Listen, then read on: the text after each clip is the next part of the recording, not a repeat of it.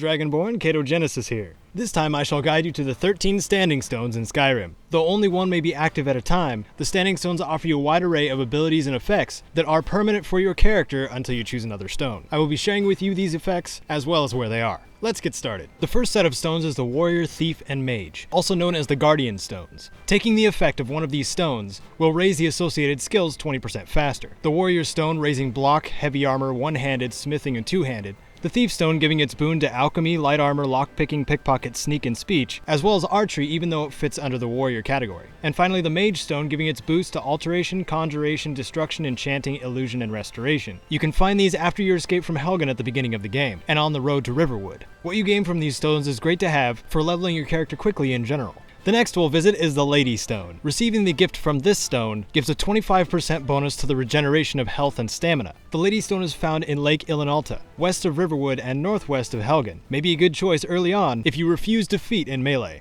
The third standing stone we'll look at is the Lover Stone. Similar to the Guardian Stones, this gives an experience bonus of 15% to all skills instead of a certain category. The Lover Stone can be found east of Markarth and north of Kolskager Mine. If you've chosen to make a hybrid type character, I'd recommend this bonus over the Guardian Stones. We move on to the Steed Stone, which shows great utility, gifting a bonus of 100 extra carrying capacity and no movement or weight penalty from the armor that you're wearing. You can find the Steed Stone west and northwest of Solitude. If you like to pick up almost everything you find, or wear heavy armor, this is a great choice. Next up is the Apprentice Stone. This stone in particular carries a massive trade-off. The Apprentice doubles your magicka regeneration rate, but also doubles the magic damage you take. This stone is in the marshes south of Solitude and northwest of Morthal, and may prove of some use to restoration mages. On the second side of the same coin is the Lord Stone, all about bolstering your defenses, giving 50 additional points to armor rating and 25% magic resistance. It is up the cliffs east of Morthal and southwest of Dawnstar. If mammoths and magical users are walking all over you, this should increase your survivability against them.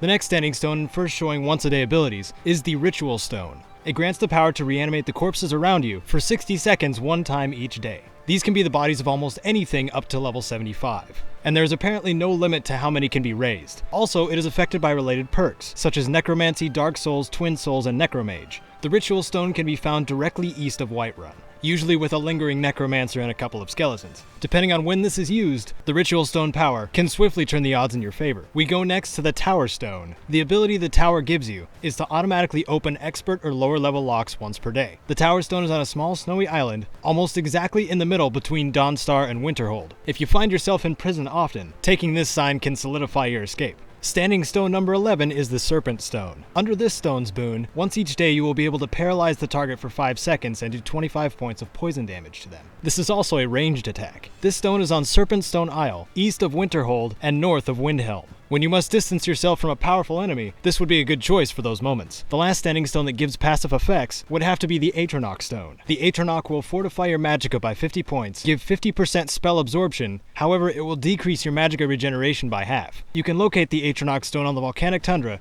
between Windhelm and Riften. You can counteract the negative effects through perks or equipment enchantments. If your intent is to slay mages with minimal effort, the Atronoch sign is a must-have. Coming in last is the Shadow Stone, once again bringing you a once-per-day ability to turn invisible for a full minute. The Shadow Stone is found to the south of Riften, within a small mountain range. There are many situations where this would be useful, sneaking out after an assassination, avoiding a difficult fight, or getting to the end of a dungeon quickly. So that, my fellow Dragonborn, is each of the 13 standing stones in Skyrim. Which standing stones do you get the most use out of? I'd love to hear about it in the comments. Also, if you'd like some basic and advanced tips, a link for that video will be in the description, as well as at the end of this one. If you like this video and or found it useful, you know what to do. Thank you so much for watching. This is Caedo Genesis, and your next adventure awaits.